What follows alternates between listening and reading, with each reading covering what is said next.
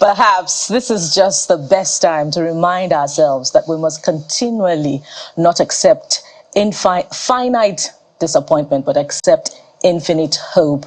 Good morning and welcome to the Morning Brief on Channels Television. It's the last edition for the week and I'm excited. I won't pretend. Thank God it's Friday. And of course, I started out this morning by admiring Jeffrey's shiny Timberland. And I'll never stop admiring Kayade's tennis. Hi, guys. Good morning. Flattery will get you far. Let's start with the tennis. Flattery will get you far. Yeah. What do you want? How What far? do you... Did we buy her something on Kayade's kind of breakfast, very rich breakfast. That's what I want. No, that's very affordable. You mean Jeffrey? No, that's very affordable. The aroma from Jeffrey's breakfast, no, is a treasure. Nothing beats it. Well done to Mrs. Jeffrey, by the way. Thank you to my lovely wife for taking care of me early, bright and early. Oh my God! Well, welcome to the program. I'm Jeffrey Uzama. So, Bukola. Well, I was asked, okay, let me allow Kayode to introduce himself. No, it's okay. I'm Kayode. He introduced me. She introduced me.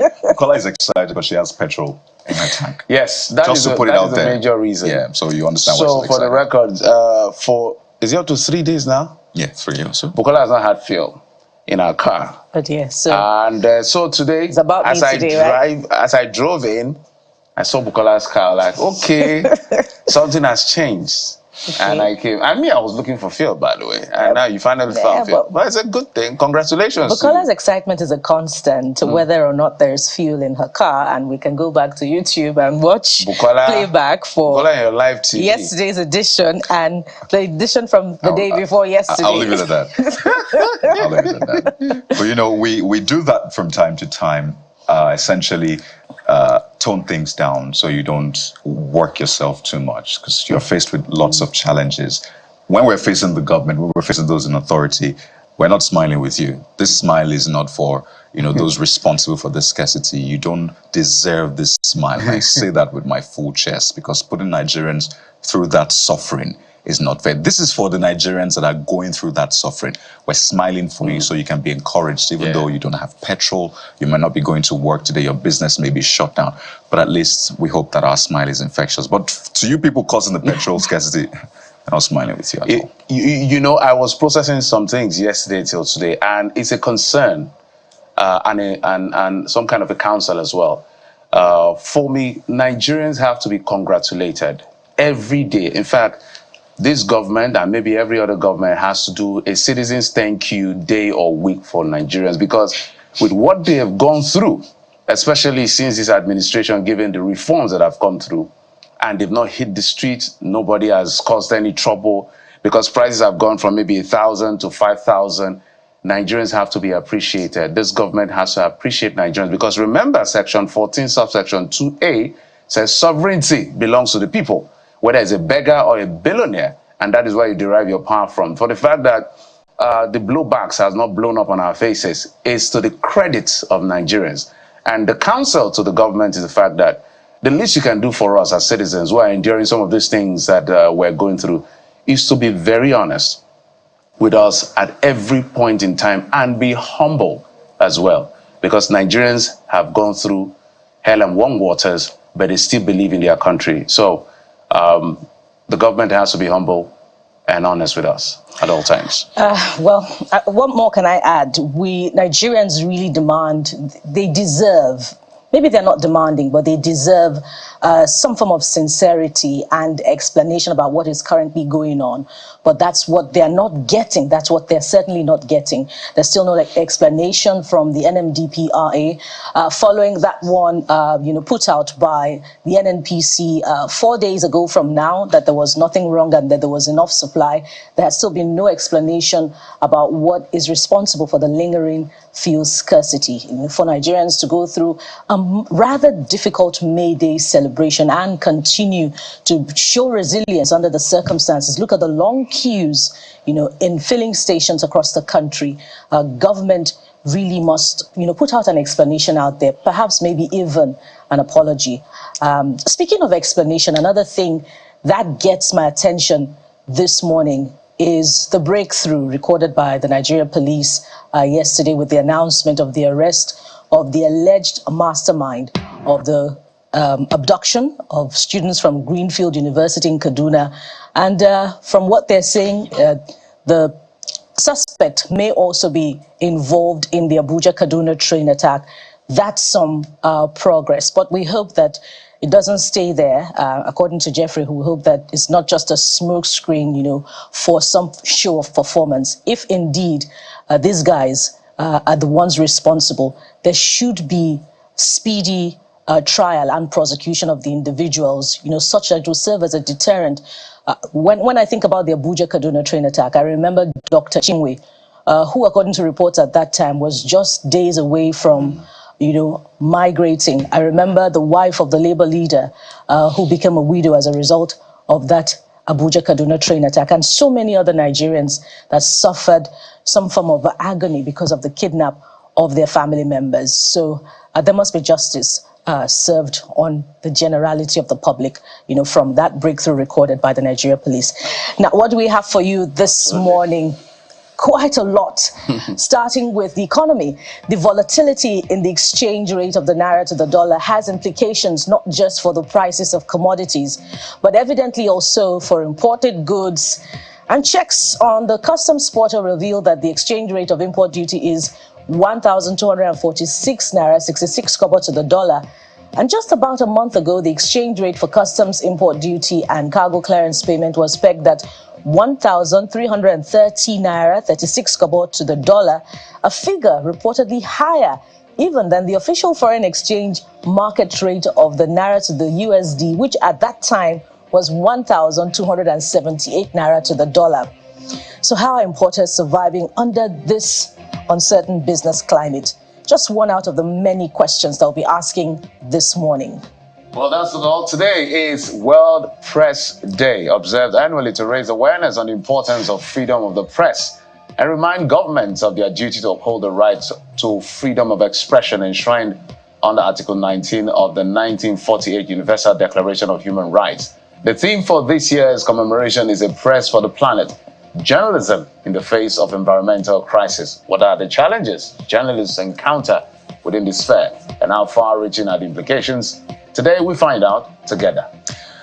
Well, that's not all. So after his attempts to break the Guinness World Record for longest hours playing chess at the Times Square in New York, the chess master Tunde Okoya returned home to groundswell of support from government and public-spirited individuals. But he also returned to the morning brief after an unfinished chess encounter with all of us. Well, maybe not to conclude that game, because I think we know how it will end, but to share his life changes and experience of the life-changing experience which he's had in the past few weeks. Yes, absolutely. Well, looking forward to that. But that's not all. You know that it's a community show. We try as much as possible to engage with you. So start typing already. Post to us on X, Facebook, Instagram, and you can send your questions to those platforms as well. Have you started following us, by the way? You can follow us on all those platforms at CTV Morning Brief. All right. In the next 1 hour, 30 to 40 minutes or so, it's going to be exciting. But we're starting with the top stories. You don't want to miss any part of it. So stay with us right here on Channels Television.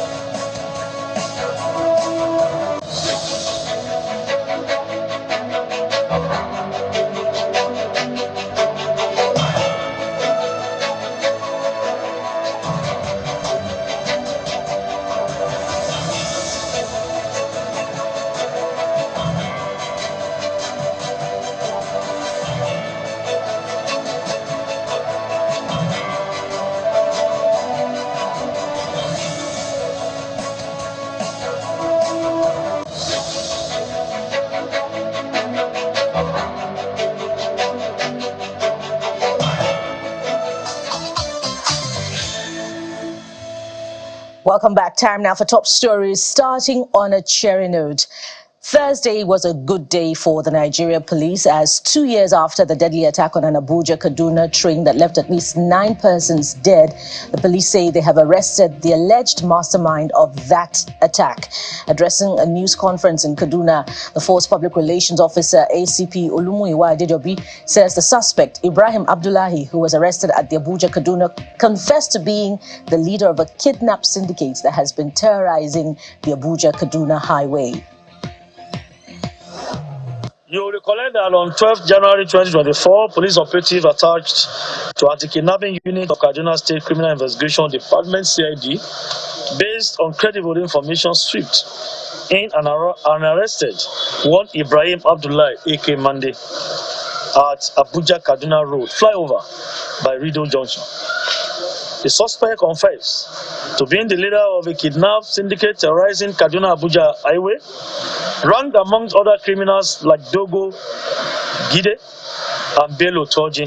The police read out statistics of other suspects arrested from January 2024 to date. On February 29, 2024, vigilant operatives of the Kaduna Command Monitoring Unit conducted a well-coordinated operations at the residence of a suspected kidnapper. On 7th of April 2024, police operative attached to the Force Intelligence Department Special Tactical Squad in Abuja, in collaboration with Operation Yaki operatives in Kaduna Command, arrested one Abubakar Umar, aged 20 years. Meanwhile, the military has announced its preparedness to court-martial 2 of its officers over the airstrike that was carried out on Tudumbiri village in Kaduna State in December 2023, which led to the death of several civilians. Addressing journalists in Abuja on the activities of the armed forces in the fight against insurgency, the Director Defense Media Operations, Major General Edward Buba, says the drone attack, which occurred when the villagers were celebrating the birth of Prophet Muhammad, was a mistake which the military is not prepared to condone.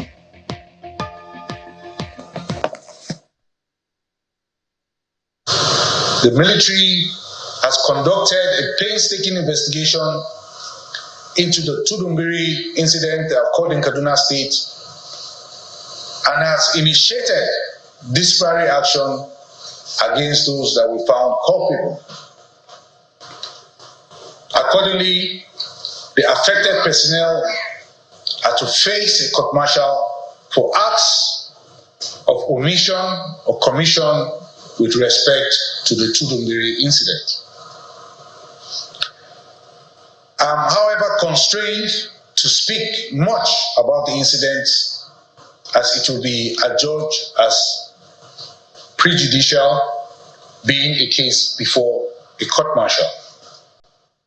However, it must be made clear that the incident was a mistake and the victims of the strike were mistaken for terrorists. Mark of our relationship since we assumed office. It says the existing goodwill, harmony, and collaboration between our government's executive and legislative were mistaken for terrorists. It has been the hallmark of our relationship. Staying with security matters, the Chief of Army Staff, Lieutenant General Taoreed Lagbaja, says the Army is reviewing some of the strategies used in tackling security challenges in the country. General Lagbaja was speaking during an operational tour of 23 Brigade of the Nigerian Army formations in Yola, the Adamawa State capital.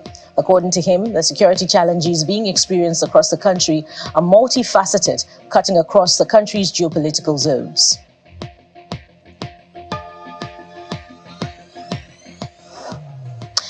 And more on security, as operatives of the Lagos State Police Command have arrested about 50 suspects over a clash between hoodlums at the popular Ile-Epo foodstuff market in the Alimosho local government area of the state. The clash, which eyewitnesses say broke out on Wednesday night, continued till Thursday morning as the warring thugs settled scores over an undisclosed issue. Amid the clash, groups had set some stalls laden with goods on fire. In a statement, police spokesperson in the state, Benjamin Hundeyin, explains that normalcy has been restored to the market and over 50 suspects have been picked up from the scene of the clash. And we hope things stay stable in that area. Away from security now, the federal government has announced a new directive to ensure that gas travels through pipelines rather than truck transportation.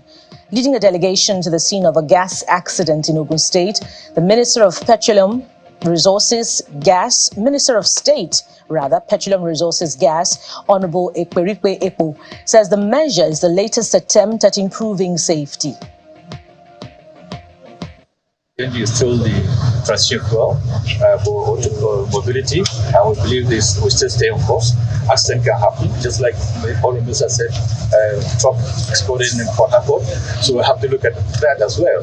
Is it the standard of the trucks that caused the accident or incidents or what? But in terms of CNG transition, I believe is the way to go. We should not be discouraged. This is a wake-up call to you and to us that we should rise up to the challenge of the day. Involve the standard organization, the regulators, to make sure that whatsoever is used in our vehicles are up to standard so that we don't have a recurrence of this. I have directed the authority chief executive, any further issuance of license, the company should be competent enough to pipe it to their end users so that we are not exposed to this kind of danger any longer. More on efforts towards development. Vice President Kashim Shatima says policy decisions taken by the Tinubu administration are already yielding results. He stated this at a roundtable held in Abuja, where he implored Nigerians to be patient with the president as he steers the ship of state through the economic turbulence he met on ground.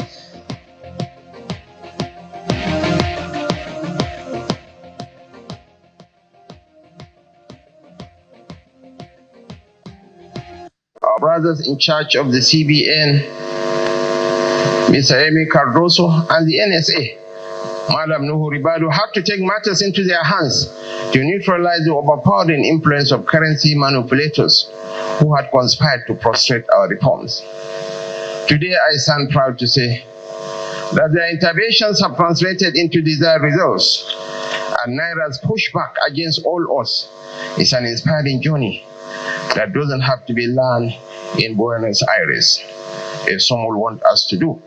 A month after the withdrawal of the fuel subsidy, we had to weigh how some of the excess revenue collected to avoid overheating the economy. That goes to show that there is a hope for a better tomorrow for this country. Our promise is to wage war against corruption without interference or favoritism is being fulfilled. The ongoing high-profile cases indicate a new era of accountability. Stanbic IBTC Nigeria's Purchasing Managers Index PMI in the month of April is reporting exchange rate gains during the month, which led to a slowdown in inflation pressure. The country's PMI in the month under review rose marginally to 51.1%. from 51.0 recorded in March on the back of an increase in new orders or businesses and a slowdown in inflation. The increase in PMI represents a 5-month consecutive improvement in business conditions. However, the report notes that business conditions have continued to be influenced by exchange rate changes, which impact prices, noting that an increase in the Naira's value caused the slowest rise in the prices in about 1 year. And outside our shores, hundreds of police officers in riot gear have cleared a pro-Palestinian encampment at the University of California, Los Angeles. Police moved in before dawn on Thursday after ordering more than 1,000 protesters to leave the area. The officers tore down makeshift barriers and set off flashbangs and flares as they dismantled the site, which was erected on campus 1 week ago.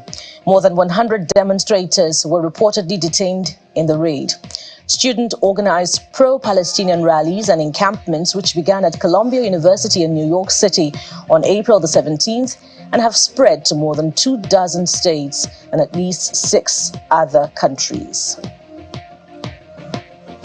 In sports, world number one in women's singles, Iga Swiatek has eased to a straight sets win over Madison Keys to reach the Madrid Open final for the second year in a row.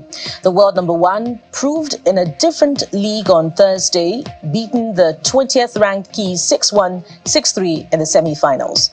It was a pretty clean performance and really solid game for her, as she said, and she expressed happiness with it.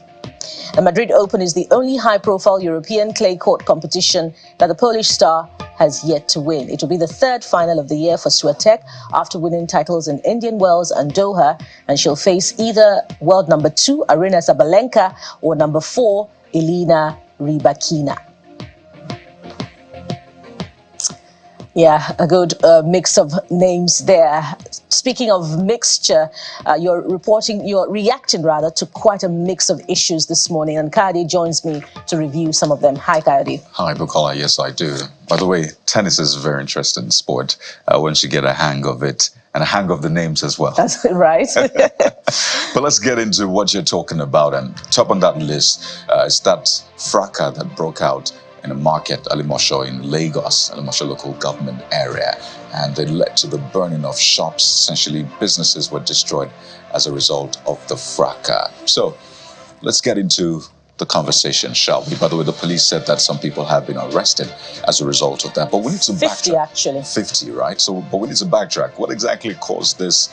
What is the result of this? Because you know that this will impact on businesses. For the first comment is from Aziz Oseni 4 on X. And this user believes that this is a bad act from the hoodlums. That's how this user starts the comment, saying the police needs to arrest them and put an end to this. And that's why we started with the update that they have since been arrested. Some are saying that this was as a result of some gambling gone wrong. That's a report. I just read that earlier on. Some are ascribing this to possible inter-ethnic squabbles and the rest. But we need to get to the heart of this, because if we need to prevent it, then we need to know what happened in the first place. Yeah, absolutely. A firm understanding of the matters at hand will help, prevent such an occurrence in the future.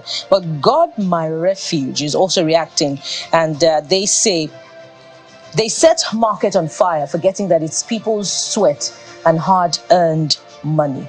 Yeah, true that. And Fidelis Ogawe also has that, thought process, saying that's really concerning news. It's distressing to hear about the violence and the impact it's had on people's lives. And this user is calling for support and safety for the people.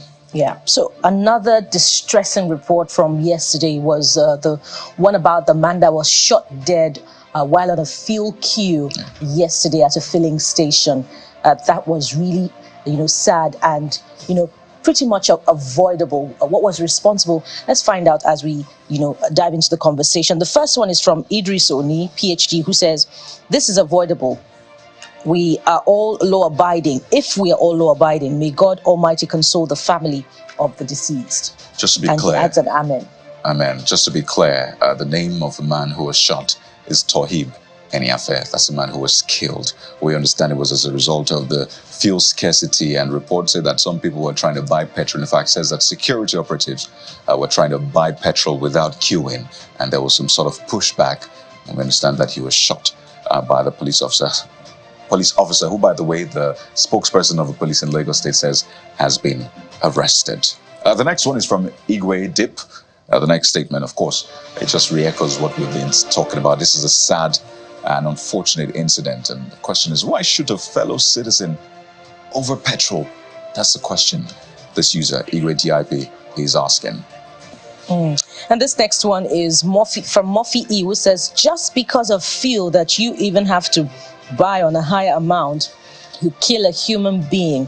That's crazy. Well, Clement Ayala also has difficult to swallow. Absolutely, a similar statement, asking that why are we in this situation in the first place? Because it's a ripple effect. The fuel scarcity happened, it lingered, and naturally the agitation followed. And sadly, Tohib Eniafe was killed by a police officer. May his gentle soul rest in peace. Now, away from that issue now to the next one, which is about the EFCC prosecution of Cubana chief priest, and we understand that they're reaching an out-of-court settlement. So this first one is from MD Images, who says he will probably be an ambassador or champion the rally against Naira abuse. Good move. As far as I know, it's a win-win for both parties. JT Vidan, just sort of saying that thing that is on the minds of Nigerians, and it's about Bobrisky, because we saw this play out with Bobrisky, similar but different outcome. So this is what this user says: Bobrisky pled guilty, sentence. Cubana pled not guilty. His lawyers would have presented event-customized bills saying that was what he's prayed. So this is a user that's probably trying to imagine what happened in court, or maybe actually happened, and then, of course, it was tough for the FCC to prove otherwise. This user thinks, and matter would have been so long, they'll meet in the middle. Well, there's been so much debate about why Bobrisky was prosecuted in the first place. Well, that's left for your imagination. Let's go to, we must end the conversation as far as your reactions are concerned right now. Of course, that's not the end. We'll try as much as possible to take some more of your comments in the course of the program. But right now, we must take a short break and return with the first leg of our conversation. Stay with us. We'll be right back.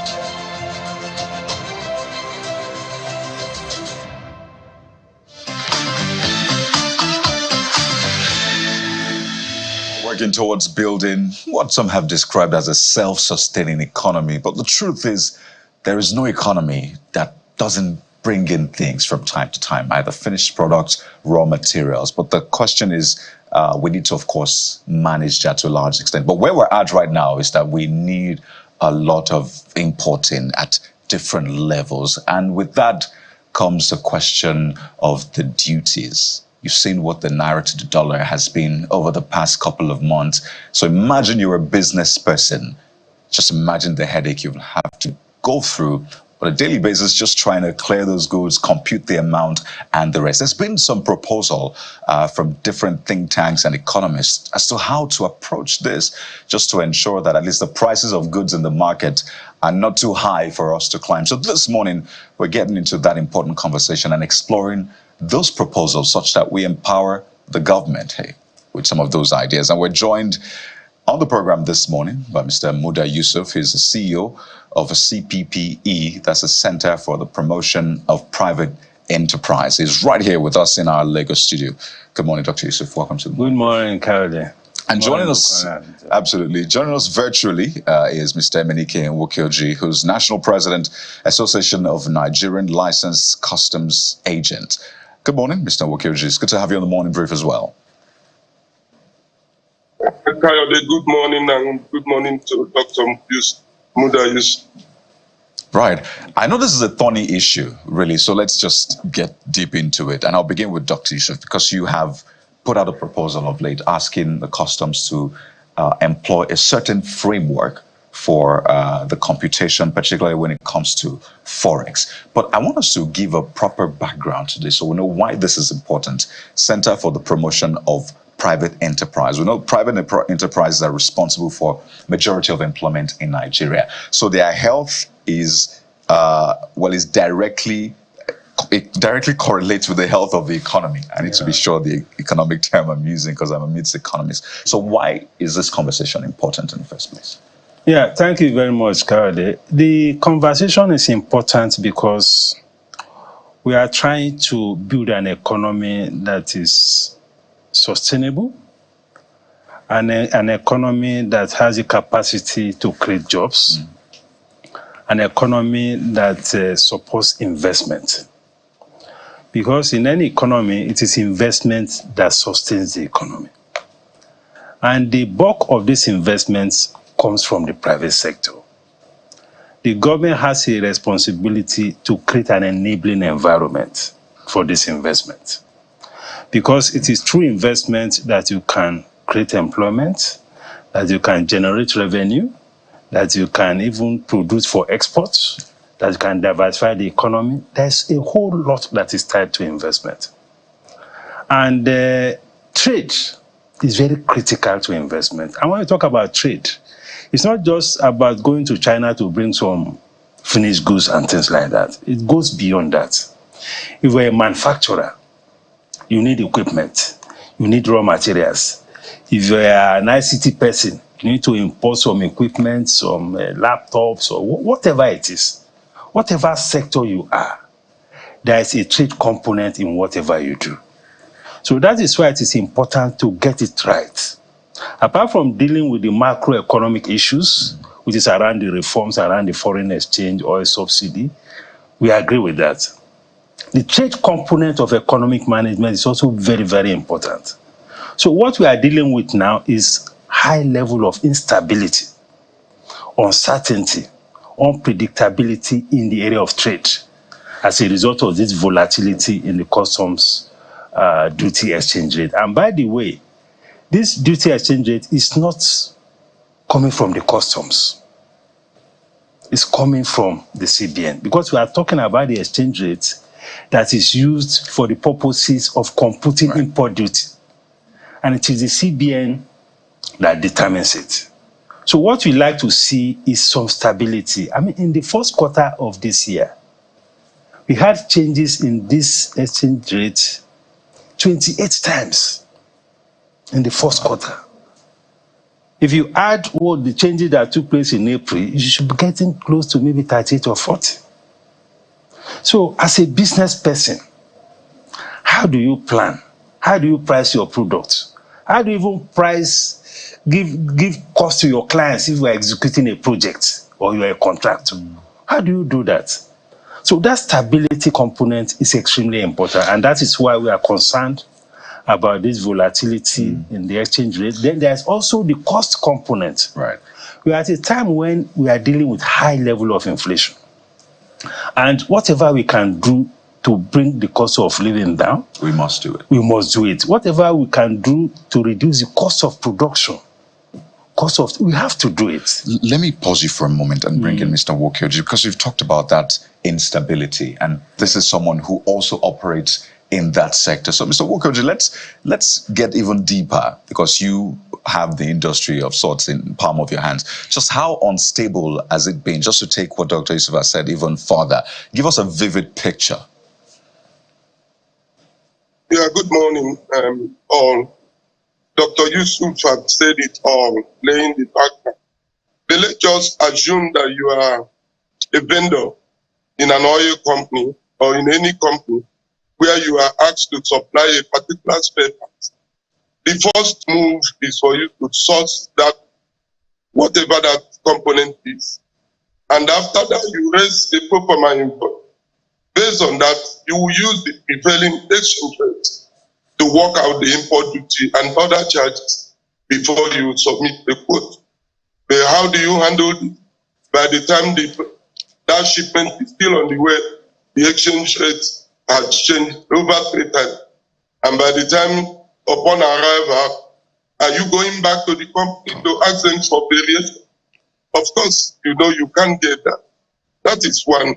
And if you are a trader, before you import, you need to know the import duty and other charges to help you build their cost and know how much you can put it out there for the market. But before the arrival, exchange rate has changed. What do? Even the money, you must have calculated that import duty will be about 5 million. Upon arrival, you are looking for 7 million. Where will you source that money to raise to enable you get the cargo out of the port? It cannot just help in any way in planning, and all it succeeds in doing is pulling the economy back. So we continue to advocate that what we require from the CBN is for them maybe to have a fixed exchange rate for import purposes, even if it's quarterly. If not, so that it can help you within 3 months, you know what the exchange rate is like. So I think that's the only way to get it solved now. This frequent, sometimes it changes twice in a day. It cannot just help anybody. Dr. Yusuf, I'm wondering whether this approach by the federal government, because they are all the federal government at the end of the day, whether it's the CBN, okay, let's say the federal government and the CBN. So let's face the CBN now, because we're talking about FX accretion at some point. We had difficulty in having as much dollar in our vault as possible. And all of this is now impacting even further the market space. So I wanted to find out from you and maybe him, what exactly is the intent of government? Because they must have a thinking, from your understanding, for this level of changes that they implement. I'm just wondering, because I suppose they know that this level of volatility will impact on the prices of goods and services, yet they go on with it. Do you have an understanding of what their mindset is? Probably we can explain from there to be able to dissuade or proffer solution. No, you know, there's a fundamental framework for determining the exchange rates, following the unification of rates between the parallel market and the official window, which is a major reform of this administration. Now, when you have that kind of shift in the model of exchange rate management, which is more like a market-driven exchange rate, that in itself is prone to a lot of volatility because it's determined by market forces. And because there are two things here now. There is the foreign exchange ecosystem or whatever. There is the trade component. Now, in the foreign exchange space, a lot of volatility is happening, although we have seen some improvement in terms of the appreciation of the currency. You know, there was a time the rate was as high as 1,006, 1,008. People are predicting to even get to 2,000. But happily, because of all the measures that have been taken by the CBN, the rate has come down, which is good. But it is not enough for the rate to come down. It is very important to have some stability. So to answer your question directly, this volatility is coming from the strategy of floating the currency. and allow market forces to determine the rate. So we are dealing with two volatilities now. There is the volatility within the foreign exchange ecosystem itself as a result of this floating of the rate.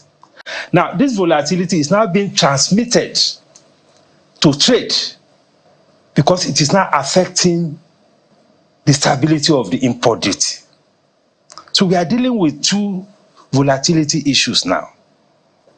So because in the Customs Act, the exchange rate for the computation of import duty is the one that is determined by the central bank. I think my question technically is this floating and all of these things that are going on. Yes. It appears we're not really ready for free market.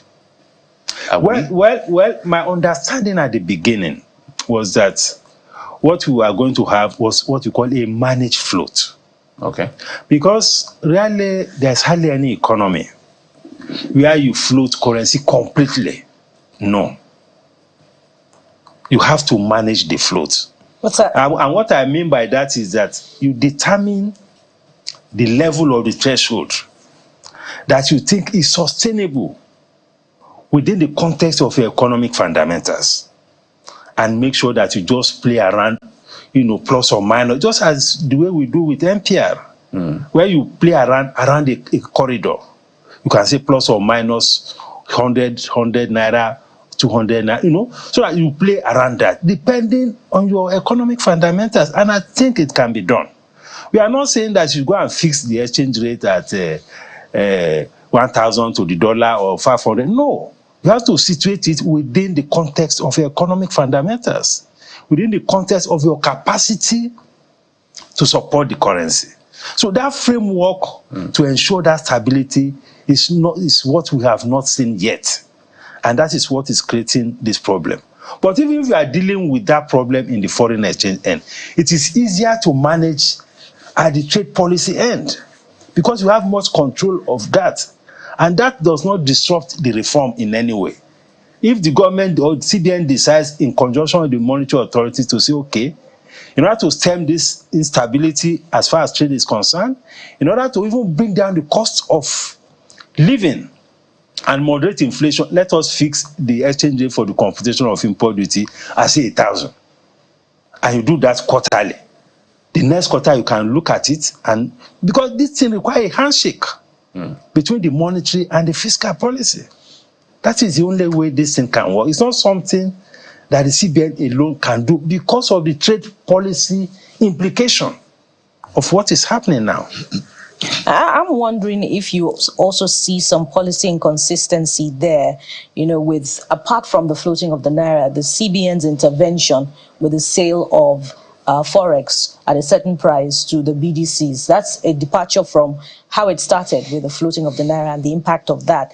But let's, achieve a balance and allow Mr. Nwokioji to respond to that. In addition to you were beginning to talk about, give us a vivid picture of the impact of this volatility on business, from your space there, especially when you talk about, the foreign exchange rate being maybe 1,000 at the time that an importation had started, and then, before the goods arrive is 1,300 naira to the dollar. How is it impacting on business there? Has it led to a reduction in importation by importers in that space? Perhaps you could also give us a measure. It's affecting the level of importation here. Not every trader can take that gamble, because whatever you do now is a gamble. You can't really determine what is going to happen between the time of import.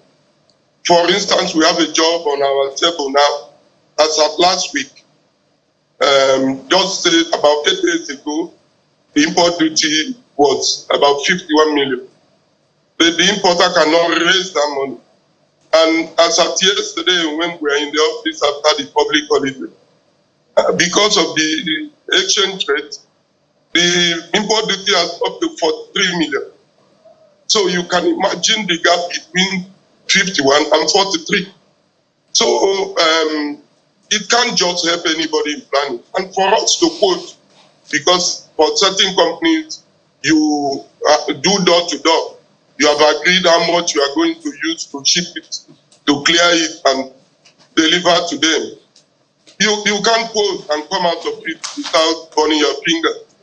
So a whole lot needs to be done, considering that this country is import-dependent economy that we're running presently. I don't think anything short of having a fixed rate. It might not be proper in economics, but for the situation we have found ourselves, I think that's the solution that we can offer as men, as those in the field.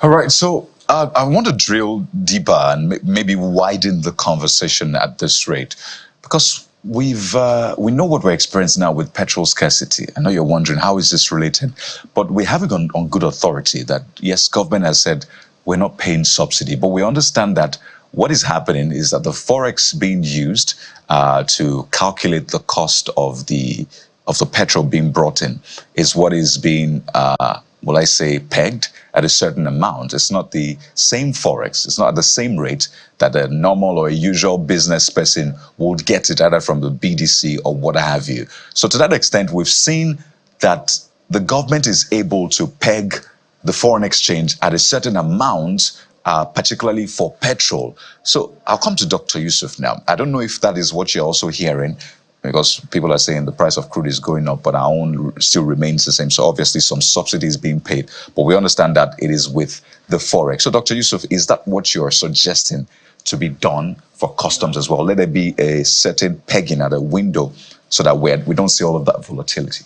Yeah, before I answer that, just something to support what Mr. Anwoke said. Now, there's a major risk of trade diversion. When we make it very difficult for people to trade legitimately. You know, when the cost of trade through an official channel is too prohibitive, people will begin to circumvent the rules. Now, with what is happening now, it's like creating a smuggler's paradise. Because, I mean, imagine what it costs to clear a vehicle now. I don't know whether you are thinking of buying a new vehicle now. I ride a scooter, thankfully, Dr. Yusuf, so I'm good. It's prohibitive because of this import duty thing. Particularly the exchange rate component of the import duty computation. And when you continue to have that, you create a big incentive for smuggling in the economy, which is not good. And we understand that even officials of customs are sometimes involved in facilitating these Exactly. Models. Some of these things happen. Because when you create the incentive for people to come through the bush, come through all of that is one. Secondly, we lose a lot of our maritime business to neighboring countries. Benin Republic, Lomé, and the rest of them, Togo. You know, a lot of our businesses go there just because of all these bottlenecks. I know the implication for job creation in the maritime sector. Our maritime sector should be the hub for the sub-region. But when the cost is too much, you lose a lot of business. So from that point of view, I think we need to properly look at these things and also be consultative in our approach. Because what happens with one policy affects other sectors. And that is why in economics we talk about a general equilibrium approach to economic management. And what that means is that you don't look at just a single variable in policy. You look at the implication of changes in that variable for other sectors of the economy. And that is where the value of coordination, the value of consultation, the value of stakeholder engagement, that is where it comes from. Because if you have that kind of approach to policy management, it enriches the quality of policy because everybody is on board.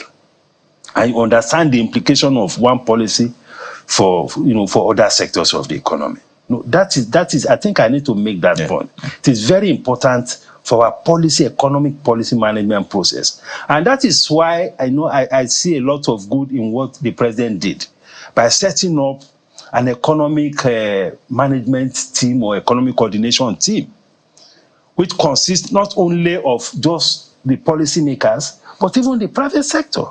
Manufacturers Association is there. Some big investors are there. You know, if you put this kind of issue on that kind of table, the CBN will have the opportunity to have a feedback on the implications of this for other sectors of the economy. That is very, very important in economic policy management. Now, coming back to your question as to the issue of fuel, it's a different matter, because there's a whole lot of political economy issues around the price of PMS. If you had left the price of PMS purely to market forces, we will not be buying fuel at 600 or 620. We buy fuel at close to 1,000 naira per liter. But because of the social implication of leaving it to market forces, that is why the government has stepped in order to moderate it and to reduce the hardship on the people. That is why we are seeing this kind of stability around the prices. And that is why it is only the NNPC for now. That is important. That is important. Because it's not viable for any private sector person to import. Of course, that has compromised the whole principle of withdrawal of subsidy. But again, you have to think through the implications of some of this policy. If you have to go the whole hog, as the IMF you want us to go to, we could have created another crisis. So from time to time, you look at the policy environment, you look at how you can tinker with it within the context of your own peculiarities, within the context of your own social context, political context. Those things matter in economic policy. So what the CBN is doing, what the NNPC is doing, because the NNPC is more or less essentially a government parastatal or baby.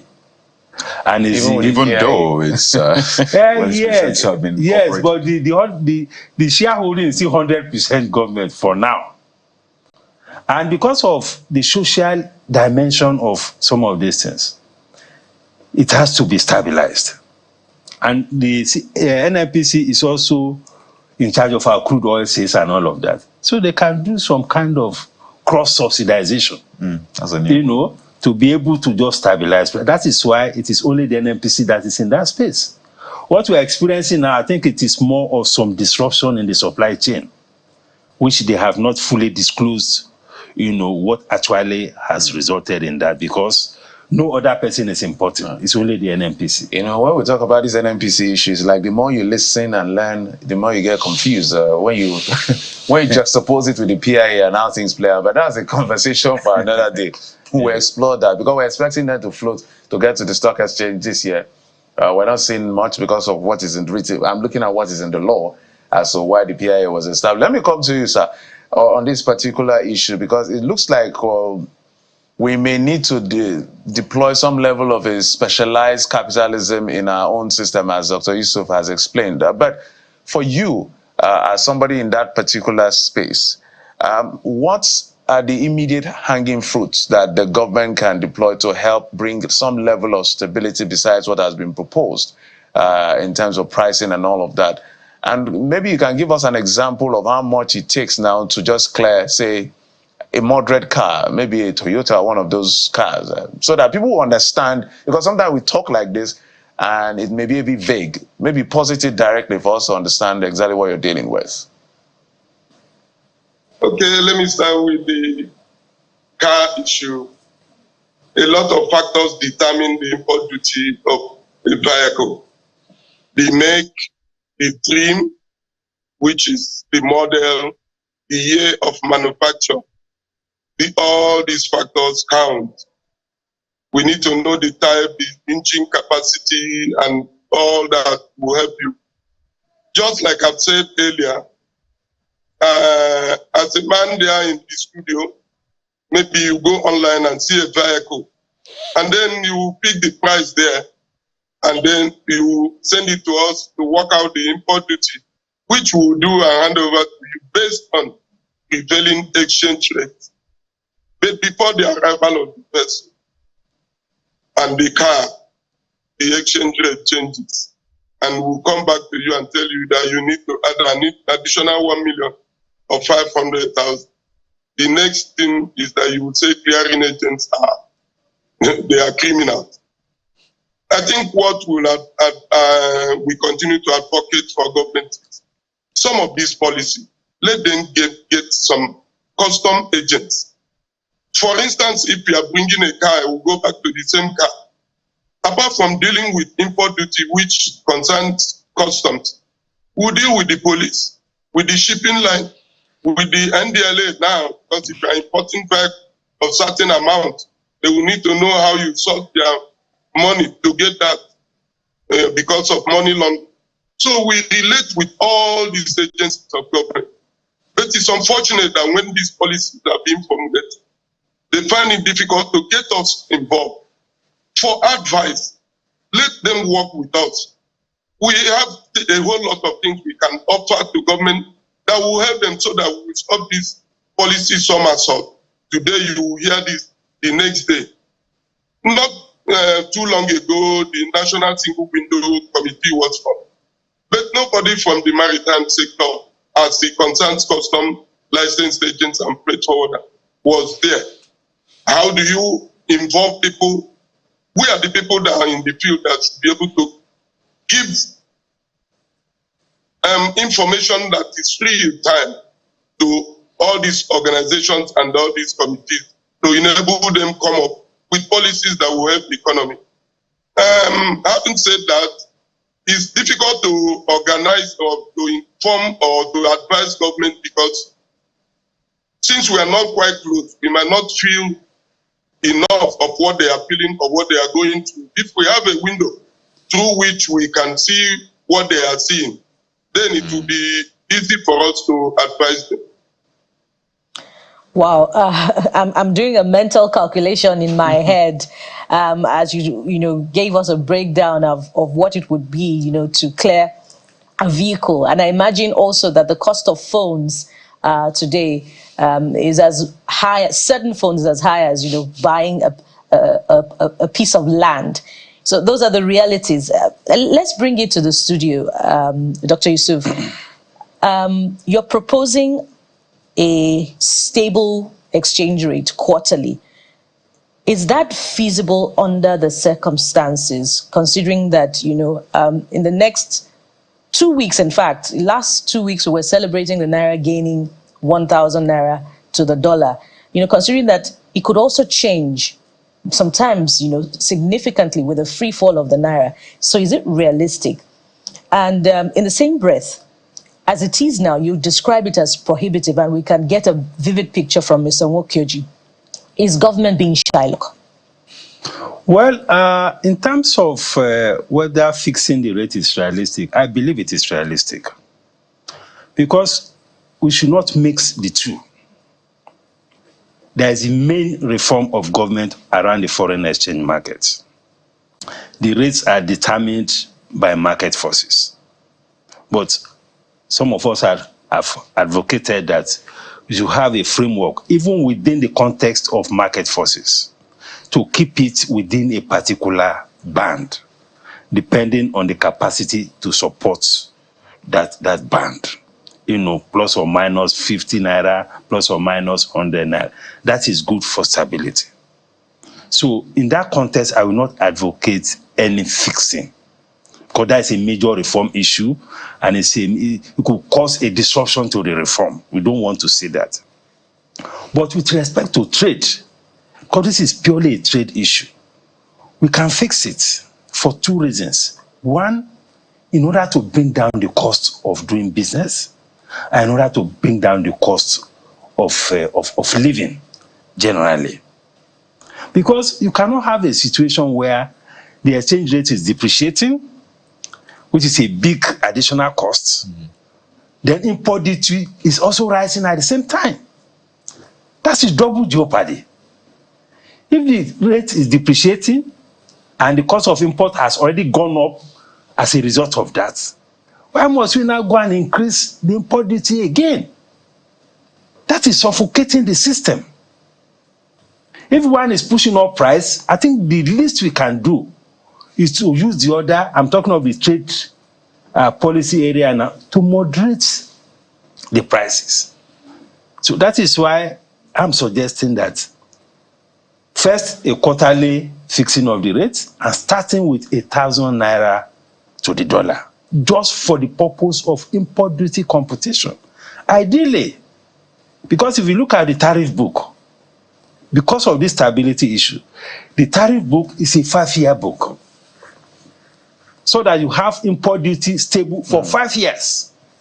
And that's a reason for that. Regardless of what the foreign exchange rate is. Yes. For 5 years. That's a reason for that. It used to be 7 years. But when we had this common external tariff, which is for the whole West African sub-region, it was brought down to 5 years. So that over a 5-year horizon, you have a stable import duty. But the variable that is now disrupting the things now is this custom duty exchange rate. That is what is the issue. If this variable has been within the control of the fiscal authorities, we will not be sitting here to be complaining, because the fiscal authorities will be able to manage the whole ecosystem around issues of international trade and ensure stability. But this is an external variable coming from the central bank. So that is why it is very important for the central bank to also see the implication of this variable. So between the fiscal authority and the monetary authority, they can agree to a rate that can be reviewed on a quarterly basis. When you talked about implications, Dr. Yusuf, as a wind down, so what will the implication of this be? Because I imagine people are thinking, so does that mean government revenue generated from imports will drop? Obviously, it's not like government will be paying any differentials. It's just bringing it down to allow business to be able to import and predict their businesses. But the question with revenue, you know, they will always say customs, they have a target. They're trying to meet a target. I know people have talked about whether it should be a revenue generating agency or a business empowering agency. But speak to us about the implications for government, because we need to look at the pros and cons, weigh them and say, okay, well, the pros are more than the cons, or otherwise, then we should either go ahead with this or not. And finally, what are the authorities saying about this? Because I imagine that they will have been given some feedback. Is this feasible? Well, the implication for government, I think, is even negative in my view. Negative in terms of, is it like a bad implication or good implication? Bad If because they set the no, yes, if you continue with this kind of approach, you know, this volatile approach, first, it's negative for investment. And if I mean, the whole essence of government in the economic policy is to stimulate investment. If you have a policy that is creating so much of uncertainty, it negates the whole essence of what the government wants to achieve by stimulating investment. It has negative impact on job creation. I just talked to you about the problem of smuggling that is likely to increase. I was speaking to some maritime sector stakeholders. They said that they rather go and use their money to buy treasury bills and invest in government bonds, rather than go and do any investment where they do not know what will happen the following day. We don't want to run an economy where everybody is going to buy treasury bills and government bonds. Will that create employment? No. We want the real economy to thrive. Because that is the way to ensure a sustainable economy. So the pros outweigh the cons for you if they were to set it at... if they set it at a particular rate. Okay. For purposes of international trade. I'm not talking about forex markets. There you go. For purposes of international trade. It will help everybody. Mr. Wokeoji, final words, the pros and cons. Yeah, you mentioned about setting target for the customs.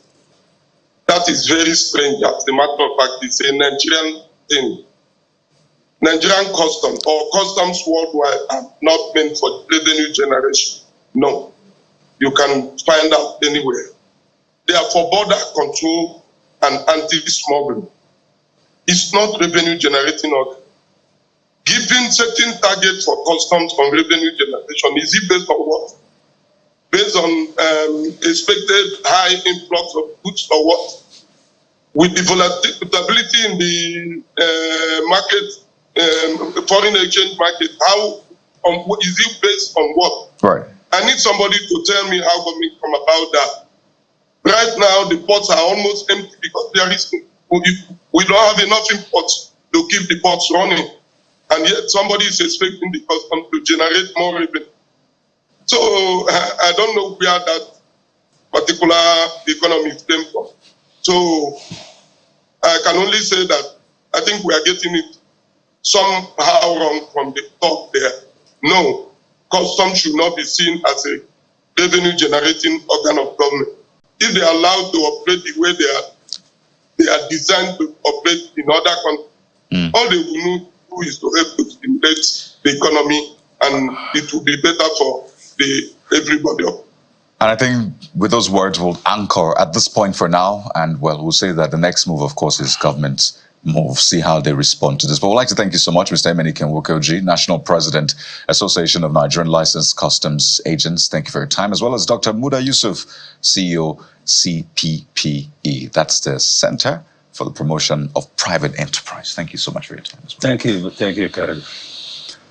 Well, we had to deal with that very thorny issue. But when we return from this break, we'll talk about press freedom. We're here because there's some certain level of press freedom, but is this the best it can be? We'll dive into that just in a few seconds. So stay with us right here on The Morning.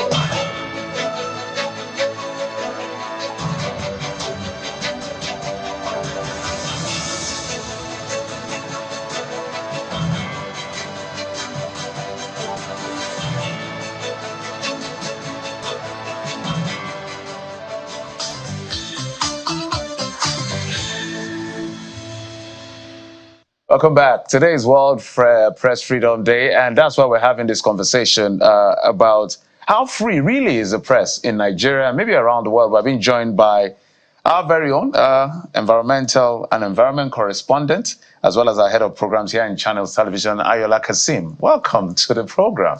Glad to be here. First time on Morning Brief, right? Ladies and gentlemen, put your hands together. No, dragged you out.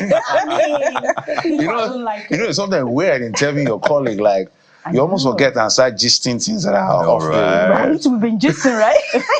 Actually, we asked, do you know my name, right? So let's talk about this issue of press freedom. Depends on which part you're looking at.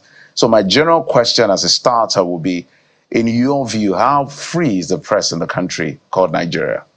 Well, why would an environment journalist be talking about press freedom in the first instance, right? Let's go there. So it's because of this year, they've decided to look at, the reporting the planet, like the green environmental crisis. So the press freedom and reporting that. Really, if you look at it all across the world, even in America, is the free press really free? Can we really say that we are free? X will be telling you that that's the only place that you can come and talk, and everybody is angry with Elon Musk right now because of everything that is being said and all that, because he's saying, oh, it's free speech, you can come, and then the government will go after him and say, why are you allowing people to do this on your, why are they violating this thing? And some of us get it even irritated with what is going on there, right? So that is why sometimes some things you see that you really want to report, even you as a journalist, like, I would like to do this story. I remember a story that we did in Lagos, and then the president had to come.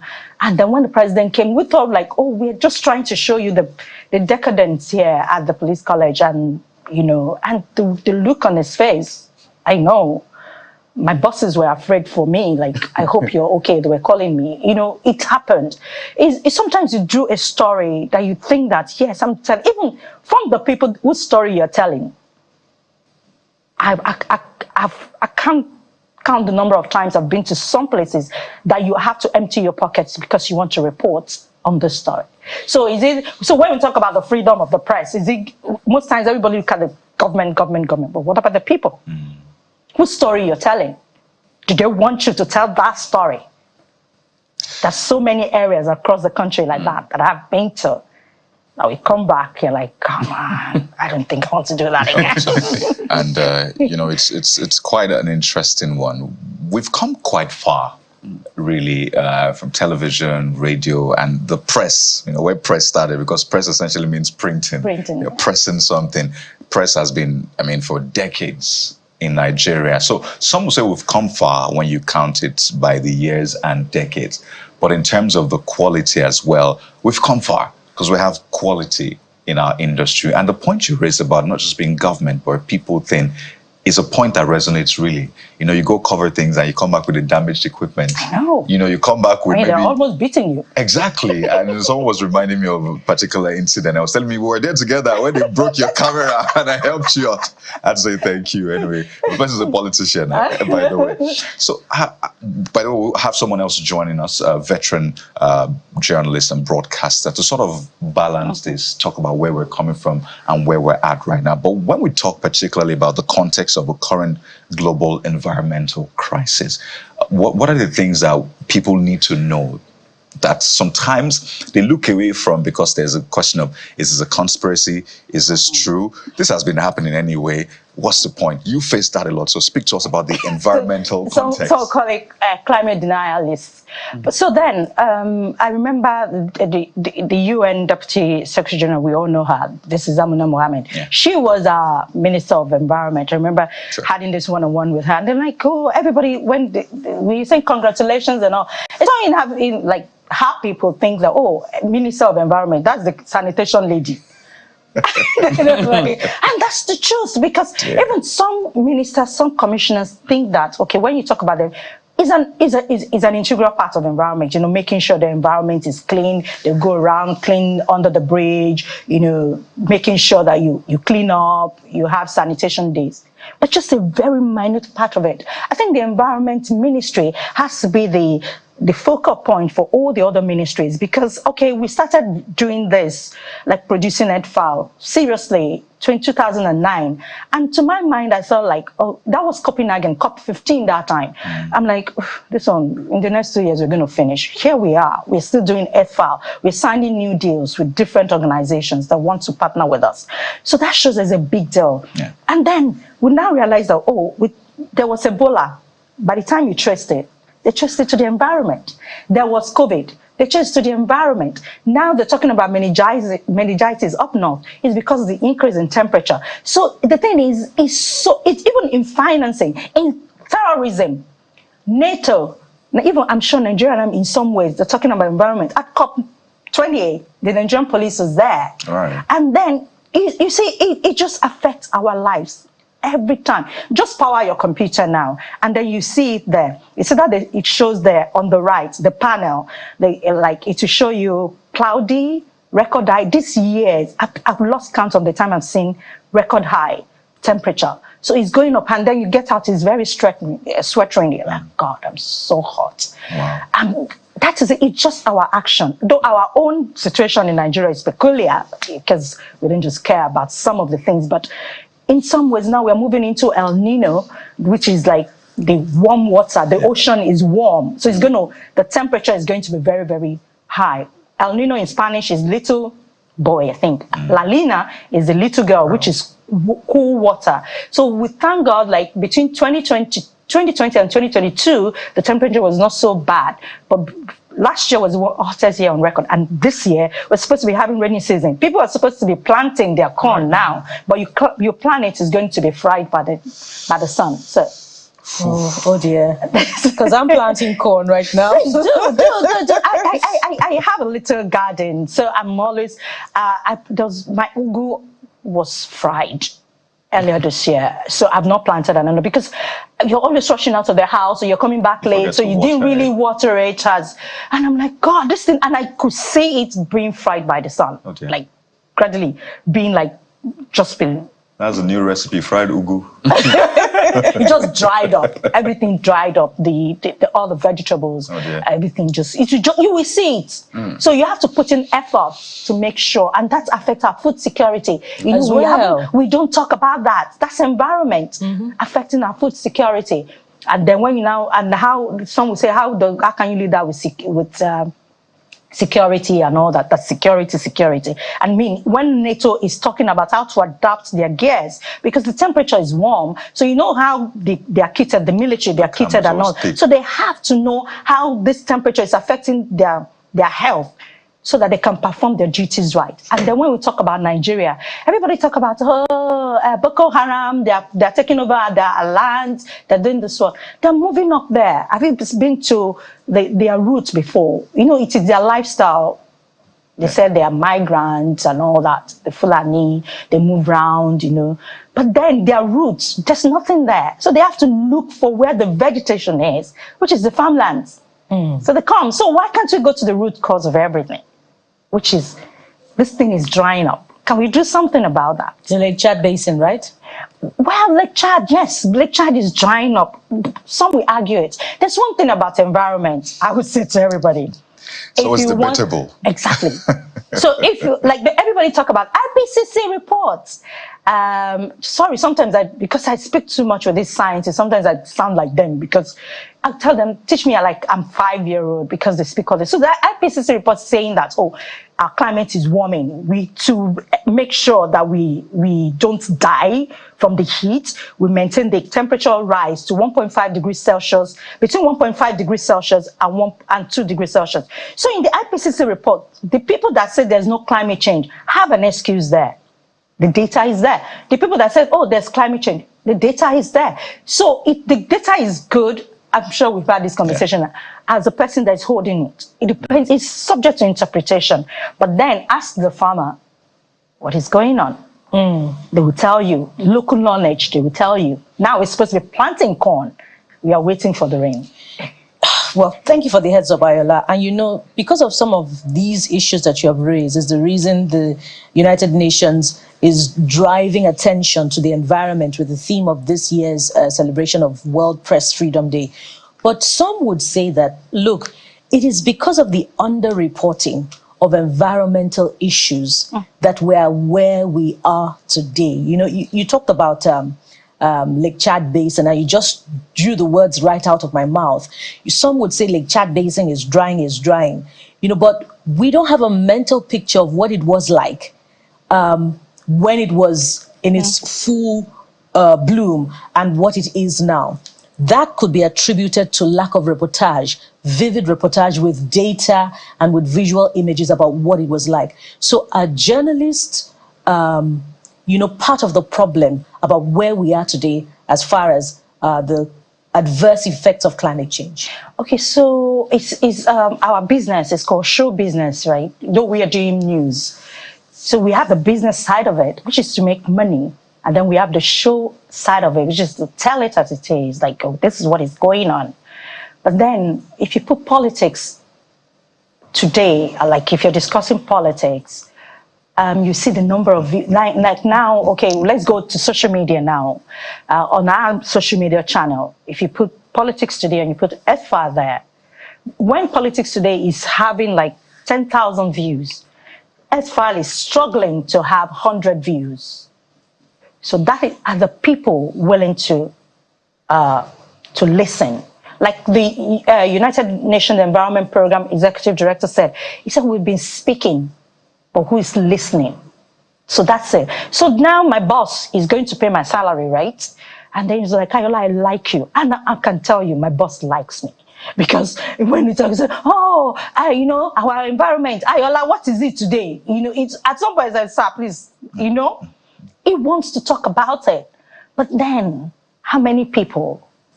Even China is one of those doing very well. We have 2 environment programs. Focus, basically. It's our CSR. It's not like anything. Do you understand? But then, how many people are tuning in to learn? So the big question now is, what can be done to bring a sense of urgency? Because there's what you've explained when you look at instability, food security, and all the chains.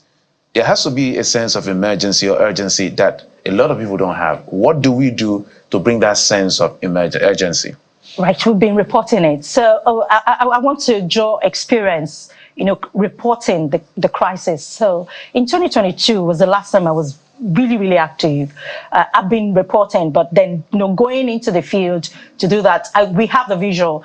I remember coming back from, I think we went from Abuja, Nasarawa, Benue, the food crisis, the flood. The flood, yeah. And then, and we got, we did all these things, just like, let's go and do it. We're excited about it. And it was when I was putting everything together and you sat down in the edit suite and you're editing. And I saw myself, we used drone shot.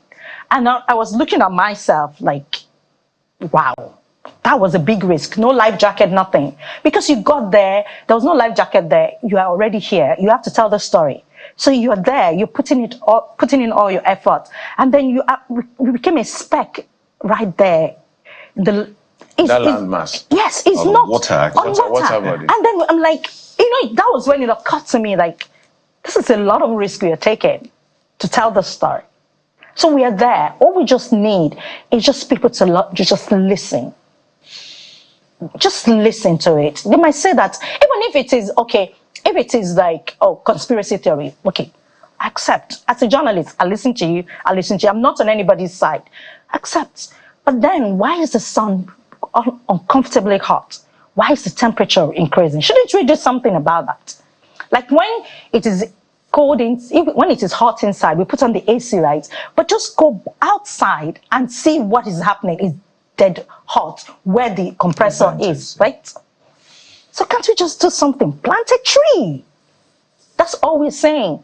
Plant a tree. Now in Nigeria, we have solar panel manufacturing plants. Women are leading the way. They're working in the plant. So we're doing that. So we're telling the story. We just want people to listen. And that's what the World Freedom this year, they're saying, like people are putting, in some countries, they're killing environment journalists for telling the story. I know somebody that had to flee the country, because of reporting one thing or the other. You put your life, there was a time we were going to the Niger Delta. My cameraman is times 3. I had to make sure that I had this person that is big. We went to Bakassi, spending 3 hours on water, crossing that place. And you better be careful what you say, because somebody can just be, even in Lagos, there's some areas you want to go and tell their story, you have to be very careful. Now it's not even the government, it's actually now the people. And then after you say it and then somebody does not like what you're saying in government, then is another. After you've thought that, at least I've been able to, I've come out from a problem of the people, then. So it's like there's problem everywhere. But the truth is, as journalists, we're married to the truth. I know. And it's a marriage for life. So, I know. Sometimes you ask yourself, why am I even doing this? Why am I doing this? I guess it's a calling you can't run away from. Yes, it's a solemn responsibility. You get home and at times you couldn't sleep. There was one place we went in Kenya, myself and my cameraman. We didn't know when we started. That's precious. God bless him. We didn't know when we were just bringing out what was in our pocket. It is the biggest slum in Africa. That's in Kenya. Oh, yeah. We came out and, I couldn't enter the hotel room. I was afraid I was going to carry something in there. Like, oh my God. You could see everything, like it was, everything was crawling all over your body, and you're living, you after apart from yourself, then at some point you start seeing them in your dreams. You're like, oh my God, why? You're like, I've seen journalists that, you know what, I can't do this again. Yeah. Because when some people think you have it good. I mean, you're comfortable. But because of the story you've seen, the people you've seen, everything you've seen, they think that. But then we just want people to listen. Just listen to that which we are saying. It's not so much to ask for. So I'm just wondering, that the people that are responsible for this heat that we're experiencing, this global north that we talk about, this, and people have said they are hypocrites, literally, because when we see what happened at COP28 and the funding we expected to raise and what eventually came to the purse, it looks like, okay, is this really an emergency? I would like you to speak to that as well, because you were there. Oh, God. Yes, we were there. And then many people, if you remember COP28, it was the political aspect of it that people were talking about. Oh, that's so many people. I was one of those people whose name was on the list sponsored by government. Government didn't sponsor me. But then they were distributing one list about. But at COP28, you have to be in the room where the money is being discussed for you to get it. Of course, we have to, like the loss and damage fund, we are being, now people are saying that, please, the way the fund is being managed, we don't want it warehoused at the World Bank, so that it won't go like the Global Education Fund. Even the people in the Global Education Fund, they're complaining, like, no, don't let it be like ours. Let it be domiciled elsewhere so that it won't go into technocrats and the funding of the people, their citizen coming to tell us. So we're talking about the knowledge share, knowledge share capabilities, teaching our people how to use these technologies, which is why I'm so shocked with myself for covering that. That's the solar panel production plan in Lagos. It might look as if, oh, why are you giving that? But then we've started little. So we are growing that. So those are the things that we want. But then for us to be able to get that at COP28, people are saying we're too many. The people negotiating for us, there are not many people in the rooms. So numbers matters in the room. Exactly. You have to be, and they respect Nigeria. We have numbers and we are loud.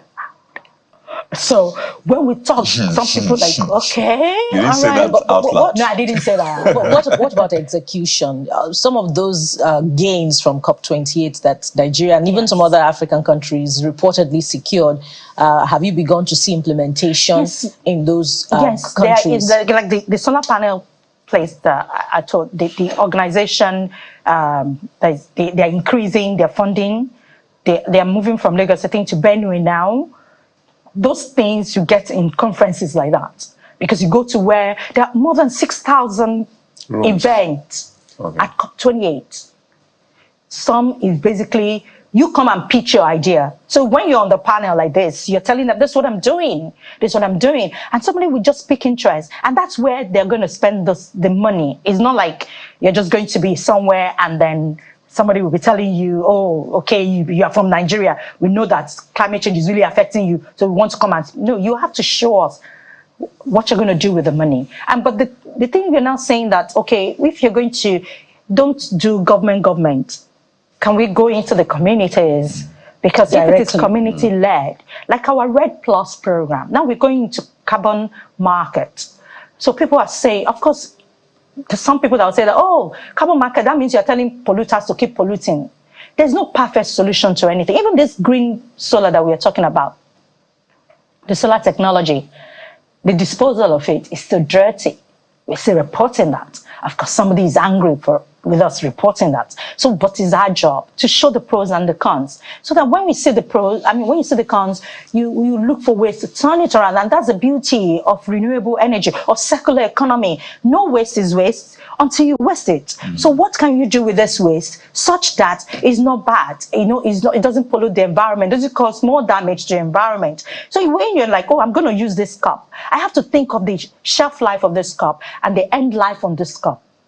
Okay, the producer, this is called the producers end life responsibility. They have to be responsible for it as well. So I'm using this. So when I'm tired with this cup, because as a human being, change is the only thing that is constant in our lives, right? So I'm like, oh, I'm tired of this cup. So what do I do with this? That I need help as a consumer. So I'm hoping that the producer will come in and help me with it. Don't just leave me with it. And our own spaces too. You have to do so many things to change your lifestyle. You know, lifestyle changes, plant trees, even ordinary potted plants. Just put it there. It's they say it produces oxygen, takes the CO2. As we are here now, we are producing CO2. Your CO2, my CO2. So let's just have one plant that will take my own CO2. Your plant, take your CO2. Right. Your plant, take CO2. And we give them what we take, and they give us oxygen. Exactly. They give us oxygen, we give them CO2. But I wanted to ask this. So we've been able to sort of identify, as you said, it's debatable, but at least it looks like there's some data that supports that, okay, a lot of our activities are responsible for what we're seeing in the environment, the heat and the rest. Again, the flip side is there's always been global warming. Were you there in the 1600s when it was really hot and the rest? So we've been able to identify, our emissions and the rest. So it's like we know the solution, right? But it looks like we are doing everything not to go towards the solution. Some will say it's as drastic as if we know that what we're doing would ruin our world, why don't we think about abandoning our vehicles, for example, and sort of rethink our lives, maybe opt for bicycles and the rest? So why is it that the more we identify the problem, the more we move away from addressing that problem? So we look for ways to go around and say, okay, you know what, let's do something else, but not address that problem. I thought you loved me. It's a tough. I know. So just go back to, okay, I ride bicycle. Is it very comfortable? If I want to carry this, when I come to the office, I have my handbag, I have my computer bag. Of course, you can say that you can put that on, you can have a carrier and then put it on. But then I'm going to drive along the Lagos-Ibadan Expressway. How many people? The biker, you know the irony, the countries where they have bike lanes, they are angry with the pedestrians because you're walking like on the bike lane. Yes. So the cars are angry with the bikers. The bikes are angry with the pedestrians. So there's always human being. We always change. We always want something to gripe about. And then you talk about the solution. Let's take Nigeria, for instance. We have fuel crisis. We're dependent on fuel. So in the rooms, they're saying that for the first time at COP28, fossil fuel will be like, look for a way to phase it out. And then my country pops to mind. I said, oh, are you guys serious? That is our mainstay. That is what is feeding Nigeria. That's our bread and butter. Thank you. And you're telling us we should not do it. Are you okay? Are you sure? Remember, fossil fuel is part of the problem. They've used it to develop. That is, the developed countries have used it to develop. They've used their coals and the rest. They're still using their coal. I didn't say that. Yes, they are still using They have to go back to it after Yes, we know they are still. What happened with using their coal? what happened in Russia? They use their coal. Exactly, because at the end of the day, it's the human life that we are all trying to protect. Nigeria now, let us turn off all our fuel taps. What happens? So we have to do. So Nigeria now, we are talking about the transition fuel, which is the gas. Of course, some people are already angry with us. No, don't preach that. How can you say transition? But it's also emitting. It's total phase down. Oh, CNG and the rest, they say it's true. They emit. But then who is talking about the dark side of renewables? right. So there's no perfect solution. It's just how we manage it, which is why I said it has to be circular. Don't waste it unless, like, this nice suit, you get tired of it. What do you do with it? But I remix it. Even with imperfect solutions, what about our own response at home? And let me tell you ahead of time, I love you, but I'm still going to ask this question. What about our own response at home, besides all of those partnerships that we secure at COP28 and with international partners? And one thing that comes to mind immediately is the green wall. One time we hear the House saying that we absorb the green wall of the Great Green Wall, you mean? Great Green Wall of the billions of naira fraud in tree planting, and then we hear again that there's a fraud. We could talk about Kogi during the 2022 flood. The state was practically submerged. And these things are obvious to the blind and loud enough for the deaf. What is happening to our environment budgets, our ecological budgets? Please, the minister, what is happening to the ecological fund? She wants to know. I've just done that. That's my reporting. I've just reported live on Morning Brief. Kashim reporting from Morning Brief. And people like to know what is happening to the ecological fund. Ask questions. That's the easy way out. I want you to. I don't answer break questions. It down. I ask the questions. So just ask the questions. So because we realized that one of the funds that are, susceptible to being stolen, allegedly I must add, is all of this ecological fund, which is why I asked that question of urgency. Because it feels like until the walls break down and things literally distort our life and livelihood, we don't seem to move, which is what I want you to really speak to. How much, now that we have some of this ecological fund, how best can we deploy them? You've been in that space. You understand how these things work. So we start with, okay, you're talking about floods. Okay, you talked about even the Great Green Wall. Some will argue that we actually in the regard, we are not as, I think Senegal, I'm not very sure now. I think Senegal is the poster child of the Great Green Wall. They're doing very well. And then it's from Djibouti down up there. So they are trying to make sure to drive the drought, the desertification back. That's what the Great Green Wall is supposed to do, is meant to do, to just drive back so when you plant trees, they're trying to do that. Then talking about the ecological fund, now all we hear is move away from the floodplains, move away from, so why can't we dredge the rivers? Like in Kogi, Benue River, Niger River, when you go there now, you will cross the river, it's dry. Why can't we dredge it? I will ask, why can't we use the ecological fund? Of course, there might be reason why they cannot. Why can't they tell us why they can't use the ecological fund to dredge that river? Some engineers are saying that even for dredging as a solution, it comes with some risks, of losing aquatic life. I've spoken to different people. There's always one thing or the other. There's always, as I said, there's no perfect solution to any problem. But as of now, we are having this problem. So are we just going to leave it? Are we just going to leave it because there's no perfect solution? So maybe, I know you say whether we love you, but you're here, you're our guest. At this point, we're the ones asking the question. Luckily for us. No, sorry, just part me to ask questions. So we'll drag into this Lagos-Calabar coastal road. What do you see as an environment correspondent? All of us, different people see different things. Tourists see different things. The government sees well for their optics, so it's going to be a landmark project. Everybody will see different things. But when an environmentalist or environment correspondent looks at that line cutting across 9 states of this country along the coastal line with what will be done in the long run, what do you see? You remember the superhighway, the Calabar superhighway? That's Ayade, I think. Yes. We're going to build, and then we destroy all the forest. I was there. I covered that. Of course, they gave this brilliant reason why they had to do it, and then they destroy one of our biodiversity hotspots in the country, some part of it, and then the EIA and all that. All I just want to say is, like, let them put the EIA on the table, saying that the environment is not impacted and no biodiversity is lost. I'm for development, but in developing, we don't have to hurt people. We don't have to hurt nature. We have to live in harmony with nature.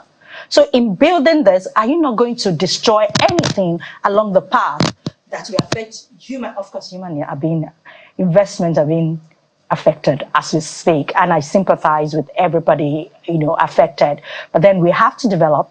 But in developing, are we not creating another problem that we don't, we have to, now we can't just think that I need to drink water. No, you have to think, I hope there is a restroom around.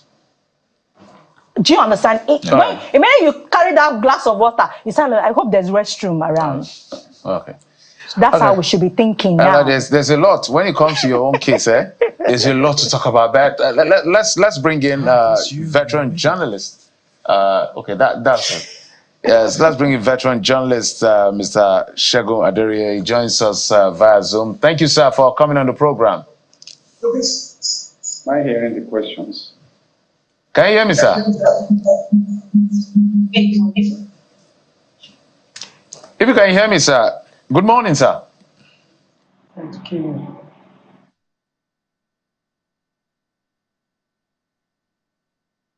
Okay, as soon as we're able to reestablish that connection, because that's a veteran you're seeing there, so and just he's not going to talk environment. The backstory to having Reverend Aderiye from WNTV. A lot of people, young people might not know. Explain what, because you have to help them explain.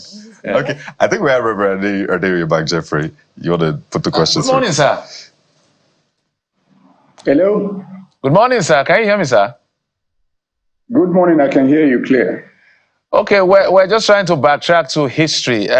For the Gen Zs who don't know, you lived through the times, and if there is anyone to speak to freedom through time, you're the one that is the right person to answer that question as far as journalism is concerned in Nigeria. So my question is, looking at where we're coming from to where we are at the moment, tell us what you've observed in terms of press freedom. Yes, press freedom in the libertarian era was just a given.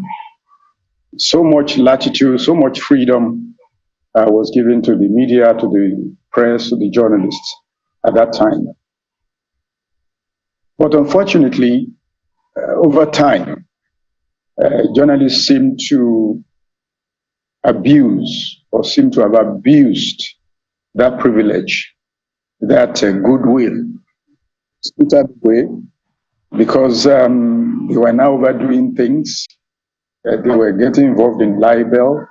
They were getting involved in character assassination. You know, so many of those things that normally you would not expect a journalist to do. They were taking sides. And that was the genesis of the what we now call gagging of the press. The government, the people, everybody now became suspicious. And even the legislatures, they now begin to see what they could do, you know, to cut our wings, as it were. So that's by the way of history. But in Nigeria, it's not been so bad. Initially, before independence and a little after independence, it wasn't quite easy. Nnamdi Azikiwe, Chiwawulowo, Nahoro, and the rest of them, they didn't find it easy because it was a fight, a direct fight against the colonialists then. They also didn't take quite kindly to all the criticisms of the media, of the press at the time. So after gaining independence, there was this honeymoon, I would call it, you know. Everybody wanted to put hands together, put hands on the table to be able to see what we can make of our new independence. So some little bit of latitude. But later, like I said, you give somebody 1 inch and it goes a mile. And when that happens, then you begin to look for how to cut the wings, you know, of such people. So I think that's what has happened generally by way of history to press freedom in Nigeria. And I'm glad you referred to, you know, some of the exploits of the press in our history, in our historical development. You know, and I could also mention the daring of some of our founding fathers, Herbert Macaulay, who challenged the colonial masters with certain publications. As a matter of fact, the press is credited, you know, for helping Nigeria, you know, to earn its hard-earned democracy, you know, given its work of putting the military, you know, to account. But as we progress in our democracy, do you see that loss of boldness and daring from the press, you know, with investigative reporting to engender some form of accountability from the elected and appointed government representatives? It's not going to be that smooth, but I can see that pockets of, broadcast stations, pockets of journalists on their own personally who want to stand out, who want to push, who want to also practice the profession the way it ought to be. But the unfortunate thing is such people will be in the minority. It won't be a general thing. And you know why I'm saying that? The profession seems to have been so bastardized over the years. Politicians have had incursions into the profession. Even the, people who are coming out to establish broadcast stations. That one is also suspect because many of them, I want to say, don't really have a business, in that kind of business. They're just there for politics, for their personal interest to make money. And when you have such a basis or such a background, you are not going to get the best in terms of the hard push that you expect a journalist to have, in matters of public affairs, in matters of governance, and so on and so forth. So that's why I'm saying it's not going to be smooth, unless, of course, a lot of things are set right. I just talked about ownership now, and I can also talk about funding of the media stations. How strong is a station to fully back a journalist to go on full blast investigative journalism? How ready is any station to fully back such a journalist in terms of funding? Because all the things he needs to do, everywhere he needs to go to gather the information and so on and so forth, all these things are not cheap. And if you don't have a committed organization that is ready to back you through and through, you are not going to get the kind of hard push, hardcore journalists that we're talking about. And there are so many other factors too. The society is very corrupt. And the other day, one of our colleagues was saying, look, journalists, a country begets the kind of journalism it gets. I mean, it deserves the kind of journalism it gets. If your society is corrupt, right? Judiciary is corrupt, legislature is corrupt, executives is corrupt, then I don't know how that journalist is going to survive under that kind of situation, unless this guy has made up his mind as a single individual, and it's like you are ready to commit suicide. Well, that's Reverend, the way it is in Nigeria. Quite Now, instructive. you are ready. Pardon me, quite instructive what you've reeled out, something to really chew on. And I must say that as we talk about all of the hard issues, this opportunity to speak with you, I don't want it to go without drinking from your well of experience. I mean, from WNTV to NTA. Can you hear me, Reverend? Okay, I was going to just quickly. Yes, I'm managing to get what you're saying. Okay, I just wanted to quickly speak to your experience because it's really rich. So I don't want this experience to go, or this opportunity to go, without touching on. There was a time you said you almost died in Liberia because you've covered a lot. So can you share with us some of those experiences you had that point to what journalism ought to be?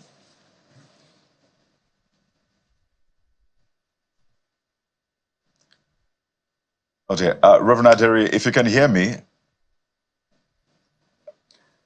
Reverend Aderi, can you hear us? Oh dear. Okay, we'll try to reconnect, but he has such a rich... This thing is cutting. It's breaking. Yes, I imagine it's the connection with you, the data that is not really working quite well. But we'll try to work on that, Reverend Aderi, as we wind down on this conversation, because it's not every time you get the opportunity to speak with a veteran who's been there from sort of like the beginning up until this point. So, Reverend, can you hear me? Let me try this one more time. Yes. Finally. So quickly tell us, as we wind down, you were talking about your experience in Liberia, how you almost died. And we just want to drink from some of those experiences, what journalism ought to be like, some of those extreme experiences you had, Reverend. Quite a whole lot of them. Seasickness when we were going by sea, which lasted like 2-3 days. That one aside. Then having to go into the lion's den, as it were. Yomi Johnson was one of the biggest warlords at that time. We decided to go to his base, Codwell base, yes. And we saw this guy practically shoot people dead. He would just line them up and spray them to death. That was the kind of lion's den we were. And we were told that here is a man that once that thing gets in his head, he doesn't care who you are, what are you shot? And so we were with him. And at some point, he was getting a little bit nervous. I don't know what happened. And at that time, I was almost going to piss in my pants because I knew the kind of character he was. But somehow, I think the guy is a musician of some sort. He loves a lot of music. And there was this piano that was there right in his sitting room. And then I decided to go and strike a chord on the piano. And lo and behold, we started singing. When the saints, that was a song. I tried to play on the piano and the guy was lost. His brain started coming back. It was like in the days of old when David was praying to King David to bring him to sanity.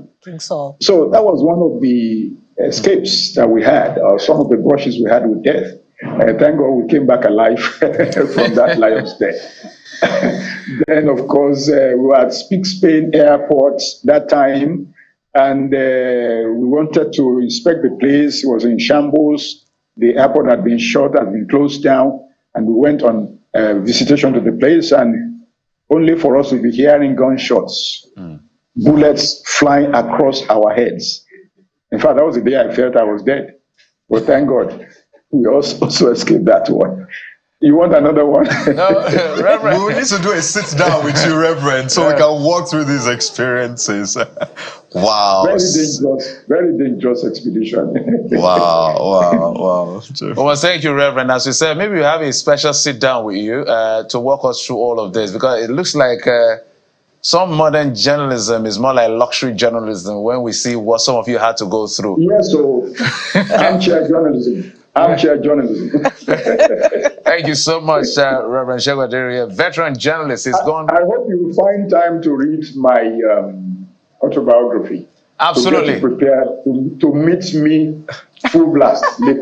That'll be an honor. It will be an honor, sir. Thank you so much, Reverend. Thank you for coming on the program. We thank you for your service to the country. Thank you, sir. Thank you very much indeed. You are doing a good job. Thank you.